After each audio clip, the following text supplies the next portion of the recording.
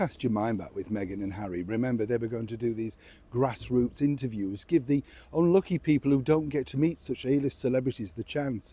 They weren't never going to now have any sort of recourse with the mainstream media, particularly the tabloid media over here in the United Kingdom. And I know I've often said this before, but I found this very strange that Meghan said tabloids didn't exist in the United States. I mean, you know, what planet and how dim do you have to be to never have heard of the National Enquirer? Of course you knew about it, but, you know, once again, trying to elicit sort of sympathy, that type of stuff. But it's interesting now as they head towards their first unofficial royal fake tour to Nigeria. We told you recently that, you know, the bottom line is Meghan would be like to be seen as a princess rather than a simple duchess, particularly over in her, you know, new land of found wealth, as it were, Nigeria, 43%. But it's interesting to note that even over there, they're trying to control the media. But will the media over there literally comply? As ever, let me explain. Hi, nice to see you. Now we've gone blistering. You all right? Not bad, thanks. Lovely sunny day now, isn't it? You know, you can feel the vitamin D, can't you, through the screen?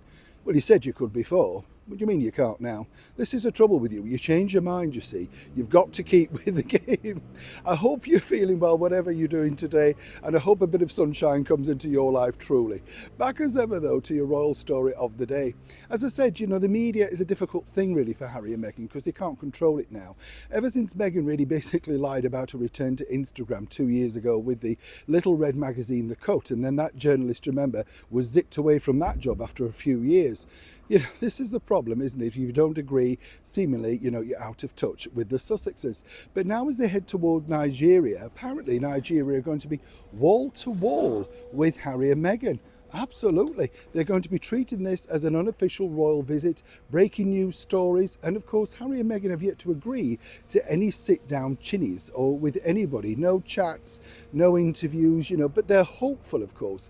Now, given the government are paying for this free holiday, one might expect that Harry at least may give something of a welcoming speech. But there's one topic off kilter, well, not just the one, but quite a few. One of the very first topics is, of course, the disaster that is now American Riviera Orchard. No, she won't be pushing that well over there. And the other topic is this. That's right, the now infamous pictures of Prince Harry with the rapper and mogul P. Diddy, otherwise known as Puff Daddy. Now, as you know, this is an ongoing investigation, and as ever, we have to say allegedly, but Harry's never spoken about that, or indeed the African Park situation.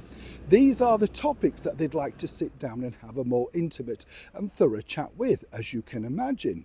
But of course, this is really, as we often say here on the show, all about Meghan rebranding herself, being lauded, loved, and of course swathed in her newfound family, 43%. Now, as it stands, as we told you before, the invite wasn't just for Meghan, it was for Doria and the children, so it could have been a whole family affair. But if the interviewer over there wants to talk about something like, you know, the salacious headlines, given the fact that Harry's lost the court cases, given the fact that, of course, he lied about his visa in his book Spare, and, of course, the now sort of scandalous P. Diddy situation, well, all of those are off topic. Recall, of course, Prince Harry claimed that the British media had a pact with the royal family. Now, of course, it's Harry's turn. He's not got a pact, though, with the Nigerian media. They can ask him anything, as long as it's fully approved in advance. Who's controlling who now? Neil Sean in the very heart of Yorkshire.